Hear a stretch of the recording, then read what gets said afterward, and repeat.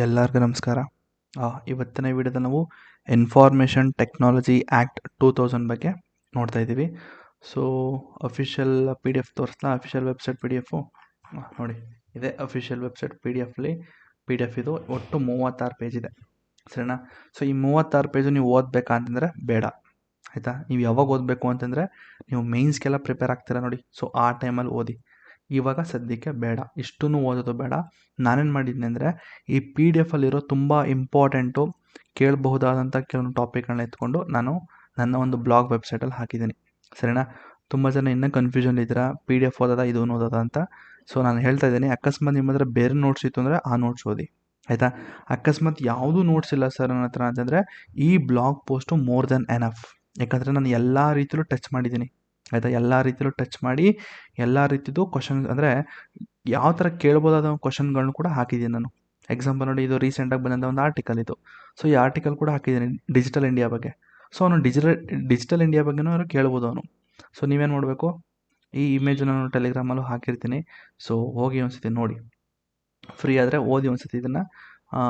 ಅದು ಬಿಟ್ಟರೆ ಇನ್ನೇನು ಬೇಡ, ಆಯಿತಾ? ಎಕ್ಸ್ಟ್ರಾ ಏನು ಓದೋದು ಬೇಡ, ಜಸ್ಟು ಈ ವಿಡಿಯೋ ನೋಡ್ಕೊಳ್ಳಿ, ಈ ವೆಬ್ಸೈಟ್ಗೆ ಹೋಗಿ. ಅಕಸ್ಮಾತ್ ನೀವು ಕನ್ನಡದಲ್ಲಿ ನನಗೆ ತುಂಬ ಈಸಿ ಇದೆ ಓದೋದಕ್ಕೆ ಅಂತಂದರೆ ಮೇಲ್ಗಡೆ ಟ್ರಾನ್ಸ್ಲೇಟರ್ ಬಟನ್ ಇದೆ, ಸೊ ಟ್ರಾನ್ಸ್ಲೇಟ್ ಮಾಡ್ಕೊಳ್ಳಿ. ಸರ್ ನನಗೆ ಡಾರ್ಕ್ ಮಾಡಬೇಕು ಸರ್ ಅಂತಂದರೆ ನೀವು ಡಾರ್ಕ್ ಮೋಡಾಗಿ ನೀವು ಬೇಕಾದ್ರೆ ಮಾಡ್ಕೋಬೋದು. ನೋಡಿ, ಡಾರ್ಕ್ ಮಾಡಲು ಚೆನ್ನಾಗಿದೆ. ಸದ್ಯಕ್ಕೆ ನಾನು ಲೈಟ್ ಮೋಡಲ್ಲಿ ನಾನು ಹೇಳ್ಕೊಡ್ತೀನಿ ಏನು ಅಂತ. ಸೊ ಬನ್ನಿ ಶುರು ಮಾಡೋಣ. ಹಂಗಂದರೆ ಏನಿದು ಇನ್ಫಾರ್ಮೇಷನ್ ಆ್ಯಕ್ಟು? ಏನಾದರೂ ಗೊತ್ತಾ ನಿಮಗೆ ಇನ್ಫಾರ್ಮೇಷನ್ ಆ್ಯಕ್ಟ್ ಬಗ್ಗೆ? ಸೊ ಏನೂ ಗೊತ್ತಿಲ್ಲಲ್ವ? ನನಗೂ ಗೊತ್ತಿರಲಿಲ್ಲ, ಇವಾಗ ಓದ್ತಾ ಇದ್ದೀನಿ. ಸೊ ಓಕೆ ಬನ್ನಿ. ಸೊ ದ ಇನ್ಫಾರ್ಮೇಷನ್ ಆ್ಯಕ್ಟ್ ಅಥವಾ IT ಆ್ಯಕ್ಟ್ 2000 ಅಂತ ಕರೀತಾರೆ. ಸೊ ಇದ್ರ ಕೆಲಸ ಏನು ಅಂತಂದರೆ ಸೈಬರ್ ಆ್ಯಕ್ಟಿವಿಟೀಸ್ ಮೇಲೆ ಕಣ್ಣಿಡೋದು. ಅಂದರೆ ನಿಮಗೆ ಲೀಗಲಾಗಿ ಒಂದು ಪ್ರೊಟೆಕ್ಷನ್ನ ಕೊಡಬೇಕು. ಅಂದರೆ ನೀವೇನೋ ಆನ್ಲೈನ್ ಟ್ರಾನ್ಸಾಕ್ಷನ್ ಮಾಡ್ತಿರ್ತೀರ, ಆಯಿತಾ? ಡಿಜಿಟಲ್ ಟ್ರಾನ್ಸಾಕ್ಷನು, ಡಿಜಿಟಲ್ ಸಿಗ್ನೇಚರ್ಗಳು, ಆಯಿತಾ? ಆನ್ಲೈನ್ ಕಾಂಟ್ರಾಕ್ಟ್ಸ್ಗಳು. ಸೊ ಏನೇ ಒಂದು ಮಾಡಿದ್ರೂ ಕೂಡ ನಿಮಗೆ ಒಂದು ಪ್ರೊಟೆಕ್ಷನ್ನ ಕೊಡುತ್ತೆ ಈ ಒಂದು ಇನ್ಫಾರ್ಮೇಷನ್ ಟೆಕ್ನಾಲಜಿ ಆ್ಯಕ್ಟ್ ಪ್ರಕಾರ. ಸೊ ಅಕಸ್ಮಾತು ನಿಮಗೆ ಆನ್ಲೈನಲ್ಲಿ ನಿಮಗೇನೋ ಒಂದು ಸ್ಕ್ಯಾಮ್ ಆಯಿತು ಅಂತ ತಿಳ್ಕೊಳ್ಳಿ. ಸೊ ಆವಾಗ ನೀವು ಇನ್ಫಾರ್ಮೇಷನ್ ಟೆಕ್ನಾಲಜಿ ಆ್ಯಕ್ಟ್ ಅಂತ ಹೇಳಿ ನೀವು ಪಿಟಿಷನ್ ಅಥವಾ ಏನೋ ಒಂದು ಕೇಸ್ ಫೈಲ್ ಮಾಡಿದ್ರೆ ನಿಮಗೆ ಒಂದು ನ್ಯಾಯವನ್ನು ದೊರಕಿಸ್ಕೊಡುತ್ತೆ, ಆಯಿತಾ? ಸರ್ಕಾರ. ಸೊ ಅದೇ ಇನ್ಫಾರ್ಮೇಷನ್ ಟೆಕ್ನಾಲಜಿ ಆ್ಯಕ್ಟ್ ಅಂತ. ಅಂದರೆ it is an India's primary law governing cyber activities. It was enacted to provide a legal recognition to electronic transaction, digital signature. ನೋಡಿ, ಈಗಾಗಲೇ ನೀವು ಗೂಗಲ್ ಪೇ, ಫೋನ್ಪೇ ಎಲ್ಲ ಮಾಡ್ತಿರಲ್ವ, ಎಲ್ಲ ಕೂಡ ಆನ್ಲೈನ್ ಟ್ರಾನ್ಸಾಕ್ಷನು. ಇದ್ರ ಮೇಲೆಲ್ಲ ಏನು ಪ್ರೊಟೆಕ್ಷನ್ ಕೊಡೋದು ಯಾವುದು ಅಂದರೆ ಇನ್ಫಾರ್ಮೇಷನ್ ಟೆಕ್ನಾಲಜಿ ಆ್ಯಕ್ಟ್, ಆಯಿತಾ? ಈ ಆ್ಯಕ್ಟಿಂದ ನಿಮಗೆ ಎಲ್ಲ ಥರದ ಪ್ರೊಟೆಕ್ಷನ್ ಕೊಡುತ್ತೆ. So next, the act enables to use the electronic records in government and business transaction, making a digital document legally valid.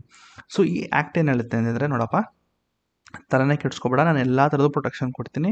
ನೀನು ಆದಷ್ಟು ನಾರ್ಮಲ್ ಪೇಪರ್ ಡಾಕ್ಯುಮೆಂಟ್ಸ್ಗಿಂತ ನೀನು ಡಿಜಿಟಲ್ ಡಾಕ್ಯುಮೆಂಟ್ನ ಯೂಸ್ ಮಾಡು. ಯಾಕಂದರೆ ಡಿಜಿಟಲ್ ಡಾಕ್ಯುಮೆಂಟ್ಸ್ ಕೂಡ ವ್ಯಾಲಿಡ್ ಇದೆ, ಲೀಗಲಿ ವ್ಯಾಲಿಡ್ ಇದೆ. So ತಲೆ ಕೆಡಿಸ್ಕೊಬೇಡ, ನಾನು ಪ್ರೊಟೆಕ್ಟ್ ಮಾಡ್ತೀನಿ. ಸೊ ಜೊತೆಗೆ ಈ ಒಂದು cyber crime, like example hacking, identity theft, next data breaches, cyber fraud, next publishing obscene content online. So ಈ ಥರ ಏನಾದ್ರು ಆದರೂ ಕೂಡ ನಾನು ಎಲ್ಲ ಥರದ್ದು ಬ್ಯಾಕ್ ಎಂಡಲ್ಲಿ ನಿಂತ್ಕೊಂಡು ನೋಡ್ಕೋತೀನಿ ಅಂತ ಹೇಳುತ್ತೆ. So next, to regulate the digital security, the act introduced the controller of certifying authority, ಅಂದರೆ CCA, responsible for issuing a digital signature. ಅಕಸ್ಮಾತು ನೀವೇನೊಂದು ಟ್ರಾನ್ಸಾಕ್ಷನಲ್ಲಿ ಡಿಜಿಟಲ್ ಸಿಗ್ನೇಚರ್ ಮಾಡಬೇಕಾಗಿರುತ್ತೆ, ಆವಾಗ ಒಂದು ಅಥಾರಿಟಿ ಇರುತ್ತೆ ಮಧ್ಯದಲ್ಲಿ, ಆಯಿತಾ?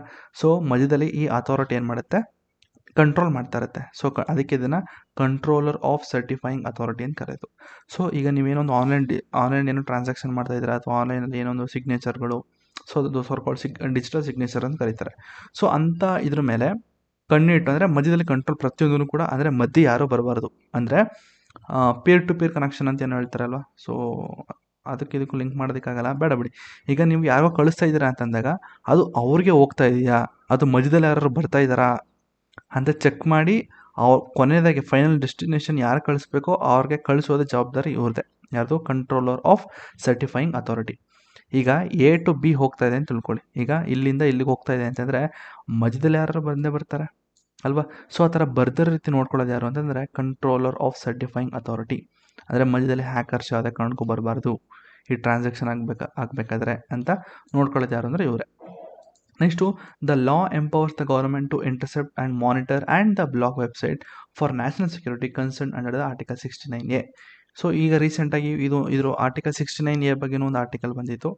ಸೊ ಅದು ಅಲ್ಲಿ ಆರ್ಟಿಕಲ್ 69A ಏನು ಹೇಳ್ತದೆ ಅಂತಂದರೆ, ಅಕಸ್ಮಾತ್ ಆನ್ಲೈನಲ್ಲಿ ಏನಾದರೂ ದೇಶದ ಸೆಕ್ಯೂರಿಟಿಗೆ ಧಕ್ಕೆ ಉಂಟು ಮಾಡೋ ಒಂದು ಕಂಟೆಂಟ್ ಏನಾದರೂ ಬಂತು ಅಂದರೆ ಅಂಥದ್ನೆಲ್ಲ ಆರ್ಟಿಕಲ್ 69A ಪ್ರಕಾರ ಅದನ್ನು ಬ್ಲಾಕ್ ಮಾಡ್ತದೆ. ಅಂದರೆ ಮಧ್ಯದಕ್ಕೆ ಗೌರ್ಮೆಂಟು ಇಂಟರ್ವ್ಯೂನ್ ಆಗಿ ಅದನ್ನು ಬ್ಲಾಕ್ ಮಾಡುತ್ತೆ. ಎಕ್ಸಾಂಪಲ್ ಹೇಳೋದಾದರೆ ರೀಸೆಂಟಾಗಿ ಚೈನಾ ಆ್ಯಪ್ಗಳೆಲ್ಲ ಬ್ಯಾನ್ ಆಯಿತಲ್ವ. ಸೊ ಚೈನಾ ಅಪ್ಲಿಕೇಶನ್, ಚೈನಾ ಆ್ಯಪ್ಗಳೆಲ್ಲ ಬ್ಯಾನ್ ಆಯಿತು. ಸೊ ಇದೇ ಕಾರಣಕ್ಕೆ ಆರ್ಟಿಕಲ್ 69A ತಗೊಂಡ್ಬಂದರು. ಆರ್ಟಿಕಲ್ 69A ಪ್ರಕಾರ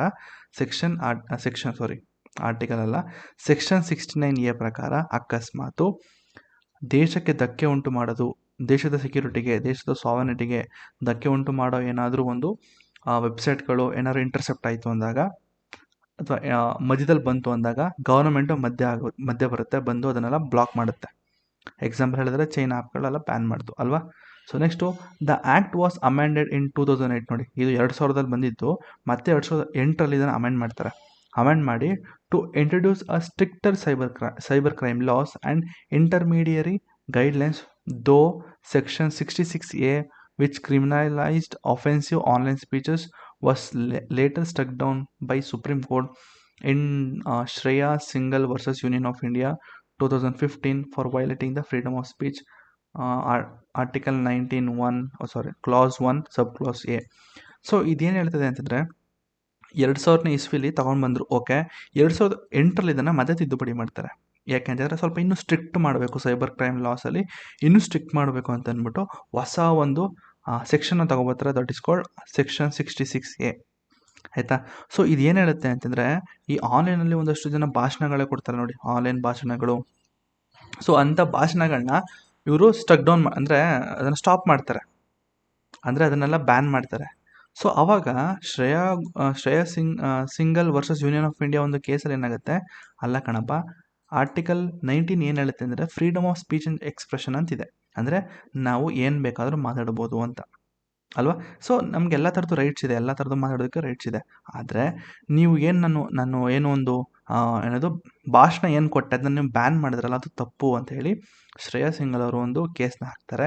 ಸೊ ಅವಾಗ ಏನಾಗುತ್ತೆ, ಸುಪ್ರೀಂ ಕೋರ್ಟ್ ಏನು ಮಾಡ್ತು, ಅದನ್ನು ತೆಗೆದಾಕುತ್ತೆ. ಅಂದರೆ ಈ ಸೆಕ್ಷನ್ 66A ಅಂತ ಏನಿತ್ತು, ಈ ಸೆಕ್ಷನ್ 66A ಏನು ತಗೊಂಡ್ಬಂದು ಆ ಒಂದು ಭಾಷಣ ಮಾಡೋದನ್ನ ಏನು ಬ್ಯಾನ್ ಮಾಡಿತ್ತಲ್ಲ, ಅದನ್ನು ಕ್ರಿಮಿನಲೈಸ್ ಅಂತ ಹೇಳ್ತಲ್ಲ, ಕ್ರಿಮಿನಲೈಸ್ಡ್ ಆಫೆನ್ಸಿವ್ ಅಂತ ಹೇಳ್ತಲ್ಲ ಆನ್ಲೈನ್ ಸ್ಪೀಚ್ಗಳು. ಸೊ ಅಂಥನ್ನೆಲ್ಲ ಸುಪ್ರೀಂ ಕೋರ್ಟು, ನೋಡಪ್ಪ, ನೀನು ಈ ಥರ ಬ್ಯಾನ್ ಮಾಡೋದ್ರಿಂದ ಒಬ್ಬರ ಫಂಡಮೆಂಟಲ್ ರೈಟ್ಸು ಅಫೆಕ್ಟ್ ಆಗುತ್ತೆ, ಅದಕ್ಕೋಸ್ಕರ ನಾನು ಸೆಕ್ಷನ್ 66A ಬ್ಯಾನ್ ಮಾಡ್ತಾಯಿದ್ದೀನಿ, ಅಂದರೆ ಸ್ಟಾಪ್ ಮಾಡ್ತಾಯಿದ್ದೀನಿ ಅಂತ ಹೇಳಿ ಅದನ್ನು ತೆಗೆದಾಕ್ತಾರೆ. ಅರ್ಥ ಆಗಲಿಲ್ವಾ? ಇನ್ನೊಂದು ಸತಿ ಹೇಳ್ತೀನಿ, ನೀಟಾಗಿ ಕೇಳಿಸ್ಕೊಳ್ಳಿ. ಸೊ ಇಲ್ಲಿ ಏನಾಗುತ್ತೆ ಅಂದರೆ 2008ರಲ್ಲಿ ಅಮೆಂಡ್ಮೆಂಟ್ ಮಾಡ್ತಾರೆ. ಏನಕ್ಕೆ ಅಂತಂದರೆ ಆನ್ಲೈನ್ ಇದರದ್ದು ಸ್ವಲ್ಪ ಸ್ಟ್ರಿಕ್ಟರ್ ಸೈಬರ್ ಕ್ರೈಮ್ ಲಾಗಳನ್ನ ತರಬೇಕು ಅಂತ. ಸೊ ಆವಾಗ ಯಾರೋ ಒಬ್ಬರು ಆನ್ಲೈನಲ್ಲಿ ಒಂದು ಅಫೆನ್ಸಿವ್ ನೇಚರಾಗಿ ಒಂದಷ್ಟು ಭಾಷಣಗಳನ್ನ ಕೊಡ್ತಾರೆ, ಆನ್ಲೈನಲ್ಲಿ ಒಂದಷ್ಟು ಮಾಮೂಲಿ ಭಾಷಣ ಕೊಡ್ತಾರೆ. ಸೊ ಅಂಥ ಟೈಮಲ್ಲಿ ಆ್ಯಸ್ ಪರ್ ಹೊಸ ಸೆಕ್ಷನ್ ಯಾವುದು ತಿದ್ದುಪಡಿ ಮಾಡಿರ್ತಾರಲ್ಲಪ್ಪ 2008ರಲ್ಲಿ, ಸೊ ಅದರ ತಿದ್ದುಪಡಿ ಪ್ರಕಾರ ಹೊಸ ಸೆಕ್ಷನ್ ತಂದಿರ್ತಾರೆ, ಸೆಕ್ಷನ್ 66A ಅಂತ. ಸೊ ಆ 66A ಪ್ರಕಾರ ಏನಾಗಬೇಕು ಅಂತಂದರೆ, ಈ ಥರ ಆನ್ಲೈನ್ ಭಾಷಣಗಳು ಸ್ವಲ್ಪ ಆಫೆನ್ಸಿವ್ ಆಗಿತ್ತು ಅಂದರೆ ಅದನ್ನು ಕ್ರಿಮಿನಲೈಸ್ಡ್ ಅಂತ ಮಾಡಿ ಅದನ್ನು ಬ್ಯಾನ್ ಮಾಡ್ತಾಯಿದ್ರು. ಅಲ್ಲ ಗುರು, ಈಗ ನನ್ನ ಫಂಡಮೆಂಟಲ್ ರೈಟ್ಸ್ ಏನಿದೆ ಆರ್ಟಿಕಲ್ 19 ಪ್ರಕಾರ ನನಗೆ freedom of speech and expression ಇದೆ ಅಲ್ವಾ, ನಾನು ಏನಾದರೂ ಮಾತಾಡ್ಬೋದು, ಮಾತುಕತೆ ಎಲ್ಲ ಥರದ್ದು ಆಡ್ಬೋದು. ಆದರೆ ಇವರು ಯಾವ ರೀತಿ ಇದನ್ನು ಬ್ಯಾನ್ ಮಾಡಿದ್ರು ಅಂತ ಹೇಳಿ ಶ್ರೇಯಾ ಸಿಂಗಲ್ ಅವರು ಒಂದು ಕೇಸನ್ನು ಹಾಕ್ತಾರೆ. ಆವಾಗ ಸುಪ್ರೀಂ ಕೋರ್ಟ್ ಏನು ಹೇಳುತ್ತೆ, ನೋಡಪ್ಪ, ಈ ಆರ್ಟಿಕಲ್ 66A ಅನ್ನೋದು ಏನಿದೆ, ಇದರಿಂದ ಒಬ್ಬರ ಫಂಡಮೆಂಟಲ್ ರೈಟ್ಸು ಅಫೆಕ್ಟ್ ಆಗ್ತಾ ಇದೆ. ಯಾವ fundamental rights? Freedom of speech and expression. So ಅದಕ್ಕೋಸ್ಕರ ಇದನ್ನು ಸೆಕ್ಷನ್ 66A ಅಂತ ಏನಿದೆ ಇದು ಸರಿ ಇಲ್ಲ ಅಂತ ಹೇಳಿ ಅದನ್ನು ತೆಗೆದಾಕ್ತಾರೆ, ಅಂದರೆ ಸ್ಟಕ್ ಡೌನ್ ಮಾಡ್ತಾರೆ ಬೈ ದ ಸುಪ್ರೀಂ ಕೋರ್ಟ್. ಅರ್ಥ ಆಯ್ತಾ? So next the IT Act continues to evolve with the introduction with set of new rules such as IT rules 2021 which mandates social media accountability and traceability of messages. Digital India Act, expected to replace IT Act, aims to address the modern challenges like AI, data protection and cyber security. ನೋಡಿ, ಈ ಒಂದು image ಏನು ಕೊಟ್ಟಿದ್ದೀನಿ, ಈ ಇಮೇಜ್ದು introduction ಇದೆ. ಆದರೆ ರೀಸೆಂಟಾಗಿ digital India bill ಏನಾಗಿದೆ, ಸ್ವಲ್ಪ ಅದು ಡಿಸ್ಕಷನ್ ಆಗ್ತಾ ಇದೆಯಂತೆ. ಸೊ ಈ digital India act digital India ಏನಾದರೂ ಬಂತು ಅಂತಂದರೆ ಈ IT ಆ್ಯಕ್ಟ್ ಏನಿದೆ ಅದು ಹೊರಟೋಗುತ್ತೆ. ಆಯಿತಾ? ಸೊ ಅದ್ರ ಬಗ್ಗೆ ಒಂದು ಇಲ್ಲಿದೆ ನೋಡಿ, ಆಯಿತಾ? ಸೊ ಫ್ರೀ ಆಯಿತು ಅಂದರೆ ಒಂದು ಸತಿ ಓದಿ. ಬಟ್ ಈಗ ಬೇಡ, ಎಕ್ಸಾಮ್ ಮುಗಿಸ್ಕೊಂಡು ಓದಿ ಒಂದ್ಸತಿ, ಆಯಿತಾ. So okay, introduction. ಸೊ ಇಲ್ಲಿಂದ ಪ್ರಿಲಿಮ್ಸ್ ಪಾಯಿಂಟರ್ ಶುರು ಆಗುತ್ತೆ. ಇಷ್ಟು ಹೇಳಿದ್ದು ಇಂಟ್ರೊಡಕ್ಷನ್, ಆಯಿತಾ. ಯಾವಾಗ ಬಂತು ಅಂದರೆ 2000 ಇಸ್ವಿಲಿ ಜೂನ್ 9 ಬಂತು. ಕೇಮ್ ಇನ್ ಟು ಫೋರ್ಸ್ ಯಾವಾಗ ಅಂತಂದರೆ 17ನೇ ಅಕ್ಟೋಬರಲ್ಲಿ. ಆಬ್ಜೆಕ್ಟಿವ್ ಏನು ಅಂದರೆ legal recognition to electronic transaction.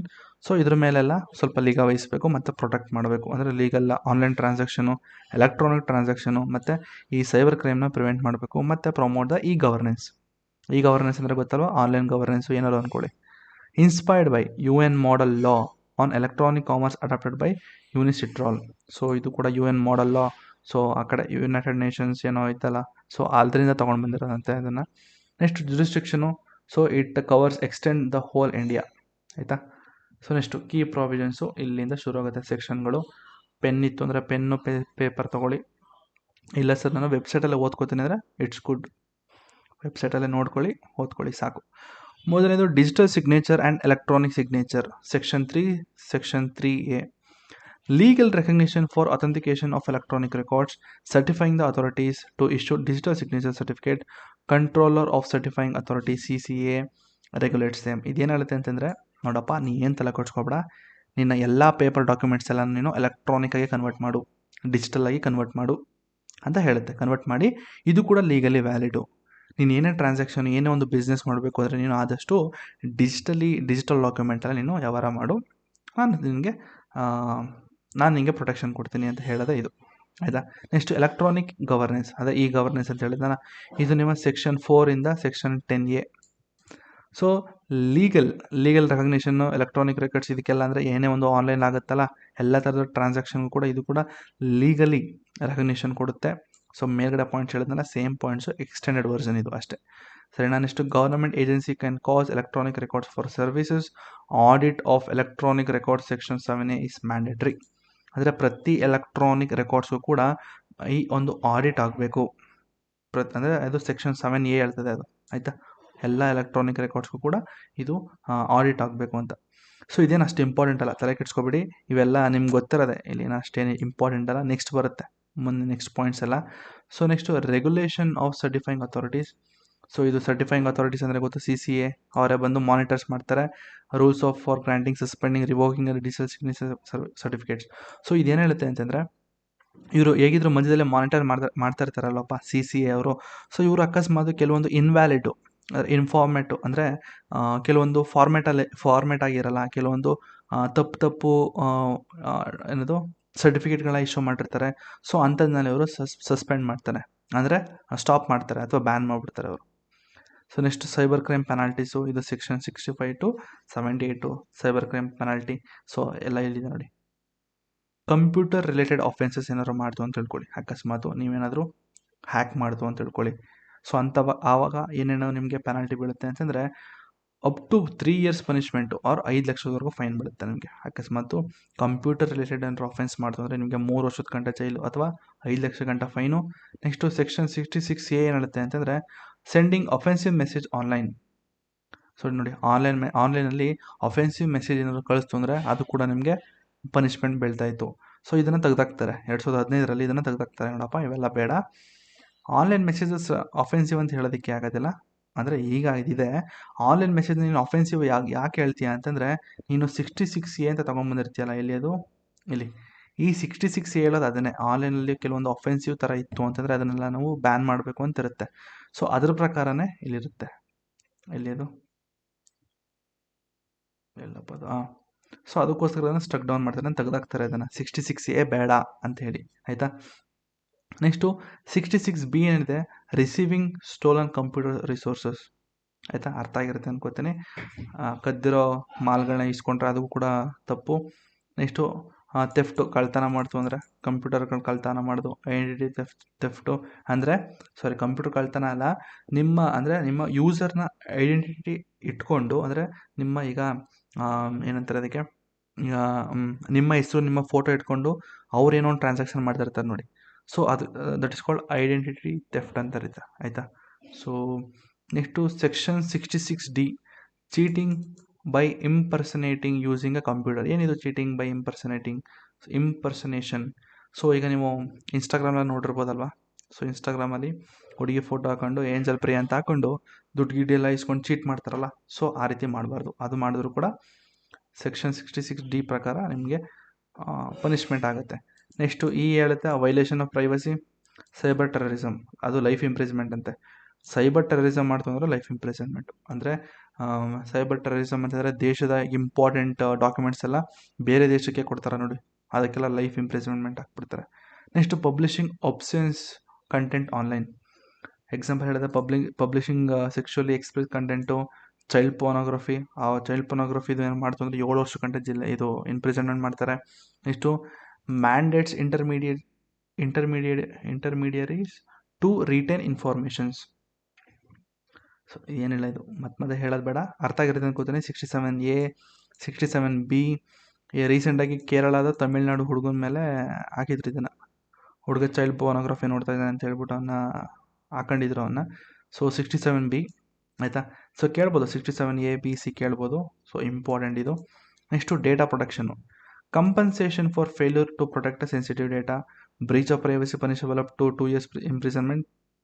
Next 72A disclosure of personal information in breach of contract. ಅಕಸ್ಮಾತ್ ನೀವೇನಾದರೂ ಡೇಟಾ ಬ್ರೀಚ್ ಮಾಡ್ತು ಅಂದರೆ ಪ್ರೈವಸಿ, ಈಗ ನನ್ನ ಪ್ರೈವೇಟ್ ಡೇಟಾ ಏನೋ ಇರುತ್ತೆ ಅಂತ ತಿಳ್ಕೊಳ್ಳಿ ಕಂಪ್ಯೂಟರಲ್ಲಿ, ಸೊ ಅಂಥದ್ದನ್ನೆಲ್ಲ ಬ್ರೀಚ್ ಮಾಡಿ ಅವನು ಕಾಪಿ ಮಾಡ್ಕೊಂಡು ಇಟ್ಕೋತಾನೆ. ಸೊ ಆ ಥರ ಒಂದು ಕೇಸಸ್ಗಳನ್ನ ಅಂದರೆ ಆ ಥರ ಒಂದಷ್ಟು ಕ್ರೈಮ್ಗಳನ್ನ ಮಾಡ್ತು ಅಂದರೆ ಅವನು ಕೂಡ 2 ವರ್ಷ ಗಂಟ ಅವನಿಗೆ ಇಂಪ್ರಿಸನ್ಮೆಂಟ್ ಇರುತ್ತೆ. ನೆಕ್ಸ್ಟು ಸೆಕ್ಷನ್ 72A ಏನು ಹೇಳುತ್ತೆ ಅಂತಂದರೆ ಪರ್ಸನಲ್ ಇನ್ಫಾರ್ಮೇಷನ್ ಯಾವುದೇ ಕಾರಣಕ್ಕೂ ಡಿಸ್ಕ್ಲೋಸರ್ ಮಾಡಬಾರ್ದು. ಅಂದರೆ ಡಿಸ್ಕ್ಲೋಸರ್ ಅಂತಂದ್ರೆ ಏನು? ಡಿಸ್ಕ್ಲೋಸರ್ ಅಂತಂದರೆ ಅವನೆಲ್ಲೂ ಕೂಡ ಅದನ್ನು ಪಬ್ಲಿಕ್ ಮಾಡಬಾರ್ದು, ಆಯಿತಾ. ನೆಕ್ಸ್ಟು ಸೆಕ್ಷನ್ 43A ಏನು ಹೇಳುತ್ತೆ ಅಂದರೆ ಕಾಂಪನ್ಸೇಷನ್. ಈಗ ಅಕಸ್ಮಾತ್ ಈಗ ನೋಡಪ್ಪ ನಿನ್ನ ಡೇಟಾನ ಪ್ರೊಟೆಕ್ಟ್ ಮಾಡ್ತೀನಿ ಅಂತ IT ಹೇಳುತ್ತೆ. ಸೊ ಆ ಥರ IT ಆ್ಯಕ್ಟ್ ಏನು ಹೇಳುತ್ತೆ ನಿನ್ನ ಡೇಟಾ ಪ್ರೊಟೆಕ್ಟ್ ಮಾಡ್ತೀನಿ ಅಂತ, ಬಟ್ ಅದು ಪ್ರೊಟೆಕ್ಟ್ ಮಾಡಲಿಲ್ಲ ಅವ್ರಿಗೆ ಕಂಪನ್ಸೇಷನ್ ಕೊಡಬೇಕು. ಸೊ ಅಷ್ಟೇನು ಇಂಪಾರ್ಟೆಂಟ್ ಇಲ್ಲ, ಇಷ್ಟೆಲ್ಲ ಜ್ಞಾಪಕ ಇಟ್ಕೊಳ್ಳೋದಕ್ಕಾಗಲ್ಲ ಸೆಕ್ಷನ್ಸ್ಗಳನ್ನ.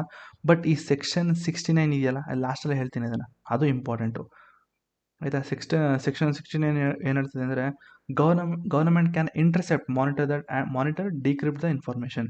ಎಕ್ಸಾಂಪಲ್ ಹೇಳಿದ್ರೆ ಚೈನಾ ಆ್ಯಪ್ಗಳು. ಸೊ ಚೈನಾ ಆ್ಯಪ್ಗಳನ್ನ ಬ್ಯಾನ್ ಮಾಡಿದ್ದು ಇದೇ ಒಂದು ಸೆಕ್ಷನ್ ಇದೆ, ಸೆಕ್ಷನ್ 69A 69 ಮತ್ತು 69A. ಸೊ ಏನು ಹೇಳ್ತದೆ ಅಂತಂದರೆ ಅಕಸ್ಮಾತು ಕೆಲವೊಂದು ಆನ್ಲೈನ್ ಪ್ಲ್ಯಾಟ್ಫಾರ್ಮ್ಗಳಲ್ಲಿ ನಮ್ಮ ದೇಶದ ಇಂಟಿಗ್ರಿಟಿ ಸಾವರ್ನಿಟಿಗೆ ಏನಾದ್ರು ಅಫೆಕ್ಟ್ ಆಗೋ ರೀತಿ ಇತ್ತು ಅಂದರೆ ಗೌರ್ಮೆಂಟು ಮಧ್ಯಕ್ಕೆ ಹೋಗಿ ಅದನ್ನು ಬ್ಯಾನ್ ಮಾಡುತ್ತೆ, ಆಯಿತಾ. ಇದೇ ಹೇಳೋದು ನೋಡಿ 69 ಏನು ಹೇಳ್ತದೆ ನೋಡಿ, power to block website, use to ban apps like TikTok. Next 69B monitoring the cyber traffic for security. Next protection of critical IT infrastructure. Next CERT in designated as national cyber security agency. ಈ ಸೆಕ್ಷನ್ಗಳು ಜ್ಞಾಪಕ ಇಟ್ಕೊಳ್ಳಿ. So next safe harbour for intermediaries. So next intermediaries ಅಂದರೆ example social media ಅಂತ ಹೇಳ್ಬೋದು. Not liable for third party content if due diligence is followed. So ಏನು sir ಇದು state? So ಇದೇನು ಹೇಳ್ತದೆ ಅಂದರೆ ಪಾಯಿಂಟ್ ಏನು ಹೇಳ್ತದೆ ಅಂದರೆ ಅಕಸ್ಮಾತ್ ಥರ್ಡ್ ಪಾರ್ಟೀಸ್ ಅಂದರೆ ಸೋಷಿಯಲ್ ಮೀಡಿಯಾ ಅಥವಾ ನಿಮ್ಮ ಸರ್ಚ್ ಇಂಜಿನ್ ಗೂಗಲ್ ಆಗಿರ್ಬೋದು, ಇದು ಯಾವುದೇ ಕಾರಣಕ್ಕೂ ರೆಸ್ಪಾನ್ಸಿಬಲ್ ಆಗಿರಲ್ಲ. ಅಂದರೆ ಈಗ ಗೂಗಲ್ಲಿ ಏನೋ ಒಂದು ಕಂಟೆಂಟ್ ಬಂದಿದೆ ಅಂತ ತಿಳ್ಕೊಳ್ಳಿ, ಸೊ ಹಾಗಂತ ಹೇಳಿ ಗೂಗಲ್ ಅವ್ರದ್ದು ತಪ್ಪು ಅಂತ ಹೇಳೋದಕ್ಕಾಗಲ್ಲ, ಇದೆಲ್ಲ ಥರ್ಡ್ ಪಾರ್ಟಿಯಿಂದ ಕಂಟೆಂಟ್ ಅಲ್ವಾ. ಸೊ ಥರ್ಡ್ ಪಾರ್ಟಿ ಕಂಟೆಂಟ್ಗೆಲ್ಲ ಈ ಒಂದು ಇಂಟರ್ಮೀಡಿಯರೀಸು ರೆಸ್ಪಾನ್ಸಿಬಲ್ ಆಗೋದಿಲ್ಲ, ಅಂದರೆ ಅವರು ಹೊಣೆಗಾರಿಕೆ ವಹಿಸ್ಕೊಳ್ಳೋದಿಲ್ಲ ಅಂತ ಹೇಳಿದೆ. ನೆಕ್ಸ್ಟ್ 2021 IT ರೂಲ್ಸ್ ಏನು ಹೇಳ್ತಾರೆ ಅಂದರೆ platforms must appoint grievances officers to track the message origin. So 2021 IT act ಪ್ರಕಾರ ಏನು ಅಂತಂದರೆ ಈ ಥರ ಇಂಟರ್ಮೀಡಿಯರಿ ಪ್ಲ್ಯಾಟ್ಫಾರ್ಮ್ಸ್ ಏನಿದೆ ಅವರೆಲ್ಲ ಒಂದು ಆಫೀಸರ್ಸ್ ಅಂದರೆ ಗ್ರಿವಾನ್ಸಸ್ ಆಫೀಸರ್ಸ್ ಅಂತಂದರೆ ಕಂಪ್ಲೇಂಟ್ಸ್ ರಿಸೀವರ್ಸ್ ಆಫೀಸರ್ಸ್ ಅಂತಲೂ ಕೂಡ ಕರೀತಾರೆ. ಸೊ ಅವ್ರನ್ನ ಅಪಾಯಿಂಟ್ ಮಾಡಬೇಕು. ಯಾಕೆ ಅಂತಂದರೆ ಈ ಒಂದು ಮೆಸೇಜು ಎಲ್ಲಿಂದ ಆರಿಜಿನ್ ಆಗಿದೆ ಅಂತ ತಿಳ್ಕೊಳ್ಳೋದಕ್ಕೆ ಈ ಒಂದು ಆಫೀಸರ್ಸ್ನ ಅಪಾಯಿಂಟ್ ಮಾಡಬೇಕು ಅಂತ ಹೇಳ್ತು. So next investigation and adjudication section 77B and 78. So 77B ಏನು ಹೇಳುತ್ತೆ ಅಂತಂದರೆ offences with 3 years imprisonment or bailable. ನೋಡಿ 3 ವರ್ಷದ ಗಂಟ ಅಕಸ್ಮಾತ್ ಏನಾದ್ರು ಜೈಲು ವಾಸಿ ಏನಾದ್ರು ಮಾಡ್ತು ಅಂತಂದರೆ, ಅಂದರೆ ಜೈಲು ಶಿಕ್ಷೆ ಏನಾದ್ರು ಸಿಕ್ಕಿತ್ತು ಅಂತಂದರೆ ಅವ್ರಿಗೆ ಬೇಲಬಲ್ ಅಂದರೆ ಬೇಲ್ ಸಿಗುತ್ತೆ.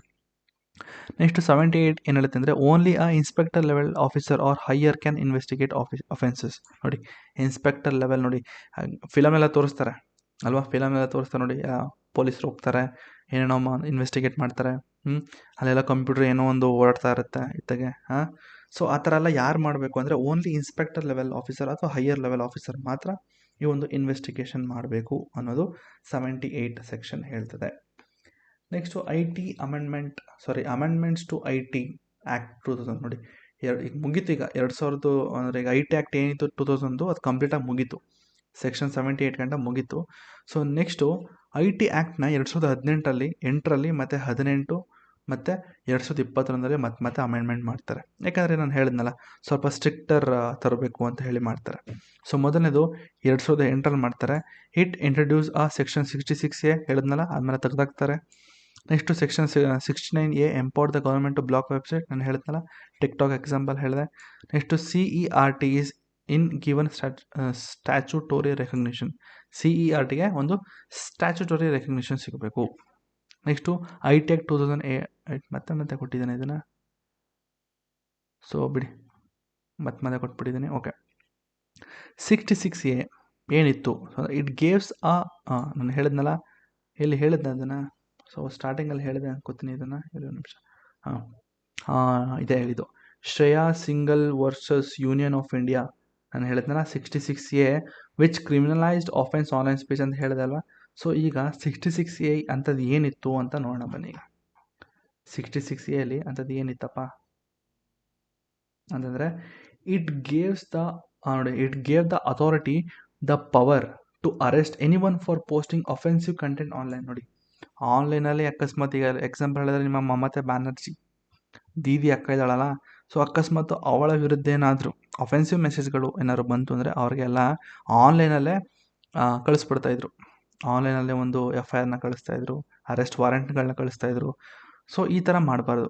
ಆನ್ಲೈನಲ್ಲಿ ಯಾವುದೇ ಕಾರಣಕ್ಕೂ ಅಫೆನ್ಸಿವ್ ಕಂಟೆಂಟ್ ಆಗ್ತಂದರೆ ಅವನ್ನೆಲ್ಲ ಅರೆಸ್ಟ್ ಮಾಡ್ತಾಯಿದ್ರಂತೆ. ಯಾವುದ್ರ ಪ್ರಕಾರ? ಸೆಕ್ಷನ್ 66A ಪ್ರಕಾರ. Next allowed conviction for sending information that is grossly offensive and has a menacing character.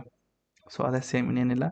Next criminalise fall information. ನೋಡಿ, ಅಕಸ್ಮಾತ್ ಏನಾದರೂ ತಪ್ಪು ಇನ್ಫಾರ್ಮೇಷನ್ ಕಳಿಸ್ತು ಅಂತಂದರೆ ಯಾರಿಗಾರು ಅವರು ಕೂಡ ಅರೆಸ್ಟ್ ಮಾಡ್ಬೋದಾಗಿತ್ತು. ನೆಕ್ಸ್ಟು ಪನಿಷ್ಮೆಂಟ್ ನೋಡಿ, 3 ವರ್ಷ ಗಂಟ ಇಂಪ್ರಿಸನ್ಮೆಂಟು ಮತ್ತು ಫೈನ್ ಕೂಡ ಹಾಕ್ತಾಯಿದ್ರು. ಯಾವುದ್ರ ಪ್ರಕಾರ? ಸೆಕ್ಷನ್ 66A ಪ್ರಕಾರ. Next arguments against 66A. So it terms like offensive, menacing, annoyance were vague and ill defined. ಇದ್ರದ್ದು ಅಫೆನ್ಸಿವ್ ಅಂದ್ರೇನು ಕರೆಕ್ಟಾಗಿ ಡೆಫಿನೇಷನ್ಗಳು ಕೊಟ್ಬಿಡ್ರಪ್ಪ, ಆಯಿತಾ? ಅಫೆನ್ಸಿವ್ ಅಂದ್ರೆ ಏನು, ಮೆನಾಸಿಂಗ್ ಅಂದ್ರೇನು, ಅನಾಯನ್ಸ್ ಅಂತಂದ್ರೇನು, ಇವೆಲ್ಲ ಏನು ಅಂತಲೇ ಗೊತ್ತಾಯಿಲ್ಲ. ಸುಮ್ಮನೆ ಆನ್ಲೈನ್ ಪೋಸ್ಟ್ ಮಾಡಿದ್ರಲ್ಲ ನೀವು ಅರೆಸ್ಟ್ ಮಾಡ್ತಾ ಇದ್ದೀರಲ್ಲ ಅಂತ ಕೇಳ್ತಾರೆ. Next it could be misuse to intimidate media person and critics. ಇದನ್ನು ಮಿಸ್ಯೂಸ್ ಆಗಿ ತಗೋಬೋದು, ಆಯಿತಾ? Next violated the freedom of speech. ನೋಡಿ, ಮೊದಲನೇದು ಹೇಳೋದಾದರೆ ಇದನ್ನೇ ಹೇಳಬೇಕಾಯ್ತು, ಮೊದಲನೇ ಪಾಯಿಂಟ್ ಹಾಕಬೇಕಾಯ್ತು ಇದನ್ನು. ಸೊ ಅಕಸ್ಮಾತ್ ನೀವು ಆನ್ಲೈನಲ್ಲಿ ಪೋಸ್ಟ್ ಮಾಡಿದಂಥ ಎಲ್ಲ ಪೋಸ್ಟ್ಗೂ ನೀವು ಅರೆಸ್ಟ್ ಮಾಡ್ತಾ ಹೋದರೆ ಅವರ ಒಂದು ಫಂಡಮೆಂಟಲ್ ರೈಟ್ಸ್ಗೆ ವೈಲೇಟ್ ಆದಂಗೆ. Next it is used to arrest the people criticising the politician. ಅಕಸ್ಮಾತ್ ಯಾರು ಪೊಲಿಟಿಷಿಯನ್ನ ಕ್ರಿಟಿಸೈಸ್ ಮಾಡ್ತು ಅಂದರೆ ಅರೆಸ್ಟ್ ಅವ್ರನ್ನೂ. Next government argued that internet content needed regulation like print and electronic media. ಅದಾದಮೇಲೆ ಲೇಟರಾಗಿ ಈ ಒಂದು ನಿಮ್ಮ ಶ್ರೇಯಾ ಸಿಂಗಲ್ ಮತ್ತು ಯೂನಿಯನ್ ಆಫ್ ಇಂಡಿಯಾ ಒಂದು ಕೇಸ್ನಲ್ಲಿ 2015ರಲ್ಲಿ ಇದನ್ನು ಈ ಒಂದು ಸೆಕ್ಷನ್ 66A ಅಂತ ಏನಿತ್ತು ಇದು ಅನ್ಕಾನ್ಸ್ಟಿಟ್ಯೂಷನಲ್ ಅಂತ ಡಿಕ್ಲೇರ್ ಮಾಡ್ತು. ಆಮೇಲೆ ಅದನ್ನು ತೆಗೆದಾಕ್ತಾರೆ. ನೆಕ್ಸ್ಟ್ 69A ಏನು ಹೇಳ್ತದೆ ಅಂತಂದರೆ, ಅಕಸ್ಮಾತು ದೇಶದ integrity, sovereignty, defence, public order ಇದ್ರ ಮೇಲೆ ಏನಾದರೂ ಅಫೆಕ್ಟ್ ಆಗೋ ರೀತಿ ಏನಾದರೂ ಒಂದು ಕಂಟೆಂಟ್ ಬಂತು ಅಂದರೆ ಗೌರ್ಮೆಂಟ್ ಮಧ್ಯದಲ್ಲಿ ಇಂಟರ್ವ್ಯೂನಕ್ಕೆ ಬ್ಲಾಕ್ ಮಾಡ್ಬೋದು. ಎಕ್ಸಾಂಪಲ್ ನಿಮ್ಮ ಟಿಕ್ಟಾಕ್ ಆಗಿತ್ತು, ಮತ್ತು ಚೈನೀಸ್ ಆ್ಯಪ್ಗಳೆಲ್ಲ ಬ್ಯಾನ್ ಮಾಡ್ತು ನೋಡಿ, ಸೊ ಅದ್ರ ಬಗ್ಗೆನೇ. ನೆಕ್ಸ್ಟು ಅಡಿಷನಲ್ ನೋಟ್ಸ್ ಆದರೆ ಏನು ಎಕ್ಸ್ಟ್ರಾ ಕೊಟ್ಟಿದ್ದೀನಿ ಇಲ್ಲಿ. ಇಂಡಿಯನ್ ಟೆಲಿಗ್ರಾಫ್ ಆ್ಯಕ್ಟ್ ಇದೆ. Indian telegraph act 1885 allows the phone tapping but only in case of public emergency. ನೋಡಿ, ಫೋನ್ ಟ್ಯಾಪಿಂಗ್, ನೀವು ಮೂವೀಸ್ಗಳೆಲ್ಲ ನೋಡಿರ್ಬೋದು, ಸುಮ್ಮನೆ ಫೋನ್ ಟ್ಯಾಪ್ ಮಾಡ್ತಾರೆ. ಫೋನ್ ಟ್ಯಾಪ್ ಮಾಡ್ತಾ ಜೊತೆಗೇ ಗಾಡಿ ಹೋಯ್ತಾ ಇದ್ರೆ ಅಲ್ಲೂ ಫೋನ್ ಟ್ಯಾಪ್ ಮಾಡ್ತಾರೆ ಅಂತ ತಿಳ್ಕೊಳ್ಳಿ. ಸೊ ಯಾವುದೋ ಒಂದು ಮೂವಿ ನೋಡಿದೆ, ರೀಲ್ಸ್ ಅಂತೀನಿ, ಶಾರ್ಟ್ಸಲ್ಲಿ. ಸೊ ಅವ್ನು ಬೈಕ್ ಓಡಿಸ್ತಾ ಇರ್ತಾನೆ, ಫೋನ್ ಟ್ಯಾಪ್ ಮಾಡ್ತಾರೆ. ಫೋನ್ ಟ್ಯಾಪ್ ಮಾಡಿ ಬೈಕಲ್ಲಿ ಎಷ್ಟು ಪೆಟ್ರೋಲ್ ಇದೆ ಅಂತಲೇ ತಿಳ್ಕೊಳ್ತಾರೆ, ಆಯಿತಾ? ಆಮೇಲೆ ಗಾಡಿ ಯಾವ ಕಡೆ ಹೋಗ್ತಾ ಇದೆ, ಟೈರ್ದು ಇದೆಷ್ಟು ಅಂದರೆ ಏರ್ ಪ್ರೆಷರ್ ಎಷ್ಟಿದೆ, ಪೆಟ್ರೋಲ್ ಎಷ್ಟಿದೆ, ಅದೆಲ್ಲ ತಿಳ್ಕೊತಾರೆ ಅವರು. ಅವೆಲ್ಲ ಮಾಡೋಕ್ಕಾಗಲ್ಲ. ಸೊ ಇಂಡಿಯನ್ ಟೆಲಿಗ್ರಾಫ್ ಆ್ಯಕ್ಟ್ 1885 ಏನು ಮಾಡ್ತಿದೆ, ಫೋನ್ ಟ್ಯಾಪಿಂಗ್ ಮಾಡ್ಬೋದು, ಆದರೆ ಪಬ್ಲಿಕ್ ಎಮರ್ಜೆನ್ಸಿ ಇದ್ದರೆ ಮಾತ್ರ. ಸೊ ಅದು 1996 ಸುಪ್ರೀಂ ಕೋರ್ಟ್ ಅದೇ ಜಡ್ಜ್ಮೆಂಟ್ ಕೊಟ್ಟಿತ್ತು. ಆಯಿತು ಕಣ್ರಪ್ಪ, ನೀವು ಫೋನ್ ಟ್ಯಾಪ್ ಮಾಡ್ಬೋದು, ಅದು ಬರೀ ಎಮರ್ಜೆನ್ಸಿ ಅಂದರೆ ಪಬ್ಲಿಕ್ ಎಮರ್ಜೆನ್ಸಿ ಇದ್ದಾಗ ಮಾತ್ರ, ಸುಮ್ಮನೆಲ್ಲ ಮಾಡೋಕ್ಕೆ ಹೋಗಬಾರ್ದು, ಆಯಿತಾ. So next 69A, section 69A does not require a public emergency for government to act. So ಈ 69Aಗೆ ಯಾವುದೇ ಥರ ಒಂದು ಪಬ್ಲಿಕ್ ಎಮರ್ಜೆನ್ಸಿ ಬೇಕಾಗಿಲ್ಲ. ಅಕಸ್ಮಾತ್ ದೇಶದ ಇಂಟಿಗ್ರಿಟಿಗೆ ಏನಾದ್ರು ಅಫೆಕ್ಟ್ ಆಗೋ ರೀತಿ ಇತ್ತು ಅಂದರೆ ಇಂಟರ್ವ್ಯೂನ್ ಆಗುತ್ತೆ, ಬ್ಯಾನ್ ಮಾಡುತ್ತೆ ಅಷ್ಟೇ. ನೆಕ್ಸ್ಟು ಇನ್ನೊಂದಿದೆ, information technology intermediary guidelines. Example ಹೇಳೋದಾದರೆ, ಇಂಟರ್ಮೀಡಿಯರಿ ಹೇಳಿದ್ನಲ್ಲ, ಸರ್ಚ್ ಇಂಜಿನು, ನಿಮ್ಮ ಸೋಷಿಯಲ್ ಮೀಡಿಯಾಸು, ಸೊ ಅದ್ರ ಬಗ್ಗೆ ಏನೋ ಕೊಟ್ಟಿದ್ದಾರೆ. ಸೊ ಏನಿದೆ ಇದು, ಓಕೆ ಇದಾ, ಓಕೆ. ನೆಕ್ಸ್ಟು ಇಂಟ್ರೊಡಕ್ಷನ್ ಹೇಳೋದಾದರೆ, framed under section 79 information, okay section 79. So intermediary ಗೊತ್ತಾಯಿತು. Next amended to curb the fake news, cyber crimes and unlawful content. ಇದು ಯಾಕೆ ತಂದರು ಅಂತಂದರೆ, ಒಂದಷ್ಟು ಫೇಕ್ ನ್ಯೂಸ್ಗಳು ಓಡಾಡುತ್ತೆ ನೋಡಿ, ಆಯಿತಾ. ಸೊ ಇದನ್ನು ಕ್ಲಿಕ್ ಮಾಡ್ತು ಅಂತಂದರೆ ನಿಮಗೆ ಇದಾಗುತ್ತೆ, ಅದು ಬರುತ್ತೆ, ಇದು ಬರುತ್ತೆ ಅಂತ ಏನೋ ಕಳಿಸ್ತಾರಲ್ಲ. ಸೊ ಆ ಥರ ಒಂದಷ್ಟು ಫೇಕ್ ನ್ಯೂಸ್ಗಳು. ಆಮೇಲೆ ಇದು ಫೇಕ್ ನ್ಯೂಸ್ಗಳು ಯಾವಾಗ ಬರುತ್ತೆ ಅಂದರೆ, ನಿಮ್ಮ ಎಲೆಕ್ಷನ್ ಟೈಮಲ್ಲಿ ಬರುತ್ತೆ ನೋಡಿ. ಎಲೆಕ್ಷನ್ ಟೈಮಲ್ಲಿ ಈ ಥರ ಒಂದು ಫೇಕ್ ನ್ಯೂಸ್ಗಳು ಬರುತ್ತೆ. ಸೊ ಆ ಥರ ಒಂದು ಫೇಕ್ ನ್ಯೂಸ್ಗಳನ್ನ ತಪ್ಪಿಸೋದಕ್ಕೋಸ್ಕರ ಈ ಒಂದು ಹೊಸ ಅಮೆಂಡ್ಮೆಂಟ್ ಮಾಡ್ತಾರೆ 2018ರಲ್ಲಿ, ಆಯಿತಾ. ಸೊ 18ರಲ್ಲಿ ಅಮೆಂಡ್ಮೆಂಟ್ ಮಾಡಿ ಹೊಸ ಒಂದು ಸೆಕ್ಷನ್ ತಗೊಬರ್ತಾರೆ, that is called section 79. So next ಏನೇನಿದೆ ಈ ಆ್ಯಕ್ಟಲ್ಲಿ, ಇನ್ನೇನು ಬೇಡ, ಜಾಸ್ತಿ ಹೋಗೋದು ಬೇಡ. ಸೊ ಇಂಟರ್ಮೀಡಿಯರಿ ಗೊತ್ತಾಯಿತು. ಇಂಟರ್ಮೀಡಿಯರಿ ಯಾರು ಅಂತಂದರೆ social media, search engine. So ಈ ಪ್ಲ್ಯಾಟ್ಫಾರ್ಮ್ ಮೇಲೆ ಒಂದು ಸ್ವಲ್ಪ ನಿಗಾ ವಹಿಸ್ತಾರೆ ಅಷ್ಟೇ, ಇನ್ನೇನಿಲ್ಲ. ಸೊ ಅದಾದಮೇಲೆ ಒಂದು ಮಾಬ್ ಅಂತಂದರೆ ಒಂದು ಗುಂಪು ಘರ್ಷಣೆ ಎಲ್ಲೋ ಆಗಿರುತ್ತೆ. ಗುಂಪು ಘರ್ಷಣೆಕ್ಕಿಂತ ಒಂದು ದೊಡ್ಡದಾಗಿ ಏನೋ ಒಂದು ಗಲಾಟೆ ಆಗಿರುತ್ತೆ. ಸೊ ಆ ಗಲಾಟೆ ಕಾರಣ ಯಾವುದು ಅಂತಂದರೆ, ಒಂದು ಫೇಕ್ ನ್ಯೂಸು ವಾಟ್ಸಪ್ಪಲ್ಲಿ ಹರಿದಾಡಿರುತ್ತೆ 2018ರಲ್ಲಿ, ಆಯಿತಾ. ಸೊ ಅದಕ್ಕೋಸ್ಕರನೇ ಈ ಒಂದು ಫೇಕ್ ನ್ಯೂಸ್ನ ತಡೆಯೋಕ್ಕೋಸ್ಕರನೇ ಈ ಒಂದು ಆ್ಯಕ್ಟ್ನ ತಗೊಬರ್ತಾರೆ, ಸೆಕ್ಷನ್ 79, ಆಯಿತಾ. ನೋಡಿ, mob lynching due to fake news circulating via WhatsApp. So ಒಂದಷ್ಟು ಕೀ ಪ್ರಾವಿಷನ್ಸ್ಗಳಿದೆ, ಬಟ್ ನಮಗೆ ಸದ್ಯಕ್ಕೆ ಇದು ಬೇಡ. ನೀವು ಬೇಕಾದ್ರೆ ಓದ್ಕೊಳ್ಳಿ, ಟೈಮ್ ಇತ್ತು ಅಂದರೆ. ಇದೊಂದಿದೆ, supreme court cases, Tehseen S Poonawalla case 2018 ಮತ್ತು ಪ್ರಜ್ವಲ ಲೆಟರ್ ಕೇಸು. ಸೊ ಇದರಿಂದ ಒಂದಷ್ಟು ಚೈಲ್ಡ್ ಪಾರ್ನೋಗ್ರಫಿ ಇದನ್ನೆಲ್ಲ ಸ್ವಲ್ಪ ಆದಷ್ಟು ಈ ಒಂದು ಆನ್ಲೈನ್ ಪ್ಲ್ಯಾಟ್ಫಾರ್ಮ್ಗಳಲ್ಲಿ ಬರ್ತದಲ್ಲ, ಸೊ ಅದನ್ನೆಲ್ಲ ಬ್ಯಾನ್ ಮಾಡಬೇಕು ಅಂತ 2018ರಲ್ಲಿ ಸುಪ್ರೀಂ ಕೋರ್ಟ್ ಹೇಳಿದೆ. ಸೊ ಬ್ಯಾನ್ ಆಗಿದೆ ನಮ್ಮ ಇಂಡಿಯಾದಲ್ಲಿ, ಸರಿನಾ. So next IT rules 2021. Next IT rules ಯಾಕೆ ತಂದರು ಈ ಒಂದು 2021ರಲ್ಲಿ? ಈಗಾಗಲೇ 2000 ಇಸ್ವಿಲಿ ತಂದಿದ್ದು, 2000ರಲ್ಲಿ 2008, 2018 ಮತ್ತು 2021. ಸೊ ಇದನ್ನೆಲ್ಲ ನೀವು ಯಾವ ಥರ ನೀವು ಓದ್ಕೋಬೇಕು ಅಂತಂದರೆ, ಆ ಒಂದು ಟೈಮಲ್ಲಿ ಒಂದೊಂದು ಏನೇನೋ ಅಫೆಕ್ಟ್ ಆಗಿರುತ್ತೆ, ಅಂದರೆ ಸೋಷಲಿ ಏನೋ ಒಂದು ಅಫೆಕ್ಟ್ ಆಗಿರುತ್ತೆ. ಸೊ ಅದಕ್ಕೋಸ್ಕರ ತಗೊಬಂದಿರ್ತಾರೆ ನೋಡಿ. ಎಕ್ಸಾಂಪಲ್ ಹೇಳೋದಾದರೆ 2018ನಲ್ಲಿ ಏನಾಗಿತ್ತು, ಏನೊಂದು ಮಾಬ್ ಒಂದು ಗಲಾಟೆ ಆಗಿರುತ್ತೆ, ಒಂದು ಫೇಕ್ ನ್ಯೂಸ್ ಹರಡ್ಕೊಂಡು ದೊಡ್ಡದಾಗಿ ಒಂದು ಗಲಾಟೆ ಆಗಿರುತ್ತೆ. ಸೊ ಅದಕ್ಕೋಸ್ಕರ ತಂದಿರ್ತಾರೆ. ಸೊ ಅದಕ್ಕೋಸ್ಕರ ಈಗ ನೋಡಿ, ನೆಕ್ಸ್ಟ್ 2021ರಲ್ಲಿ ಏನಾಯಿತು, ಸೊ 21ರಲ್ಲಿ ಏನೋ ಒಂದು ಅದೇ ರೀತಿ ಒಂದು ಫೇಕ್ ನ್ಯೂಸ್ಗಳು, ನ್ಯಾಷನಲ್ ಇಂಟಿಗ್ರಿಟಿಗೆ ಒಂದಷ್ಟು ಧಕ್ಕೆ ಉಂಟಾಗೋ ಒಂದಷ್ಟು ಫೇಕ್ ನ್ಯೂಸ್ಗಳು ಓಡಾಡ್ತಿರುತ್ತೆ. ಸೊ ಅಂಥ ಟೈಮಲ್ಲಿ ಈ ಒಂದು IT ರೂಲ್ಸ್ನ ತಗೊಬರ್ತಾರೆ. ಇದರಿಂದ stricter regulation for social media and OTT platforms, ಆಯಿತಾ. ಸೊ ನೆಕ್ಸ್ಟು ಅಷ್ಟೇನೇನಿಲ್ಲ. ನೆಕ್ಸ್ಟ್ ಎಕ್ಸಾಂಪಲ್ ಕರೆಂಟ್ ಅಫೇರ್ಸ್ ಹೇಳೋದಾದರೆ, ಡಿಜಿಟಲ್ ಇಂಡಿಯಾ ಅದೊಂದು ತಗೊಂಡ್ರೆ ಸಾಕು, ಏನಿಲ್ಲ. Government bans Chinese app under section 69A ಗೊತ್ತಿರಲಿ. ನೆಕ್ಸ್ಟು ನೋಡಿ, ನೆಕ್ಸ್ಟು CERT ಇಂಡೈರೆಕ್ಟಿವ್ 2022 ಪ್ರಕಾರ ಅಕಸ್ಮಾತ್ ಸೈಬರ್ ಕ್ರೈಮ್ ಆಯಿತು ಅಂದರೆ must be reported within 6 hours.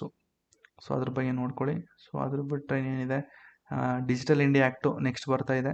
ಅದು ಬಂತು ಅಂತಂದರೆ ಇನ್ನೂ AI ಟೆಕ್ನಾಲಜಿಯಿಂದ ಒಂದಷ್ಟು ಸೈಬರ್ ಕ್ರೈಮ್ನ ತಡೆ ಹಿಡಿಬಹುದಂತೆ. ಎಕ್ಸಾಂಪಲ್ ನಾನು ಇಲ್ಲೊಂದು ಪೋಸ್ಟ್ ಹಾಕಿದ್ದೀನಿ. ಸೊ ಈ ಪೋಸ್ಟ್ನ ಫ್ರೀ ಆದಾಗ ದಯವಿಟ್ಟು ಓದಿ. ಅದು ಬಿಟ್ಟರೆ ಏನು ಹೇಳಬೇಕು, ಅಷ್ಟೇ, ಇನ್ನೇನಿಲ್ಲ. ಸಾಕು, ಇಷ್ಟು ನೋಡ್ಕೊಂಡ್ರೆ ಸಾಕು. ಪ್ರಿಲಿಮ್ಸು ಬರ್ಕೋತಾರೆ, ಇನ್ನೇನಿಲ್ಲ. 69A ಅಂತಂದ್ರೆ ಏನು, 66A ಅಂತಂದ್ರೆ ಏನು, 79A ಅಂದರೆ ಏನು. ಸೊ ಇದರಿಂದ ಏನದು, ಚೈನೀಸ್ ಆ್ಯಪ್ಗಳು ಬ್ಯಾನ್ ಆಯಿತು 69A. ಟಿಕ್ಟಾಕ್ ಎಲ್ಲ ಬ್ಯಾನ್ ಆಯಿತು. ಸೊ ಇವೆಲ್ಲ ಪ್ರಿಲಿಮ್ಸ್ ಪಾಯಿಂಟರ್ಸು, ಸರಿನಾ. Next CCA controller certifying authority ಗೊತ್ತಿರಲಿ. ಸೊ ಅಷ್ಟೇ, ಇನ್ನೇನಿಲ್ಲ. ಸೊ ಈ ವಿಡಿಯೋ ಇಷ್ಟ ಆಗಿದ್ರೆ ಲೈಕ್ ಮಾಡ್ರಪ್ಪ, ಆಯಿತಾ. ಸೊ ಸಬ್ಸ್ಕ್ರೈಬ್ ಮಾಡ್ಕೊಳ್ಳಿ, ನೆಕ್ಸ್ಟ್ ಟಾಪಿಕ್ ಬರ್ತಾ ಇರುತ್ತೆ. ಸೊ ಆದಷ್ಟು ಇಂಪಾರ್ಟೆಂಟ್ ಟಾಪಿಕ್ ಮಾತ್ರ, ಅಂದರೆ ಇಂಪಾರ್ಟೆಂಟ್ ಪಾಯಿಂಟ್ಸ್ ಮಾತ್ರ ನಾನು ಈ ವೆಬ್ಸೈಟಲ್ಲಿ ಹಾಕಿರ್ತೀನಿ. ಸೊ ಅಷ್ಟು ನೋಡ್ಕೊಂಡ್ರೆ ಸಾಕು.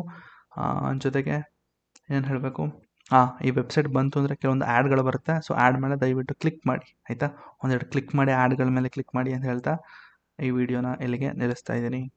Thank you.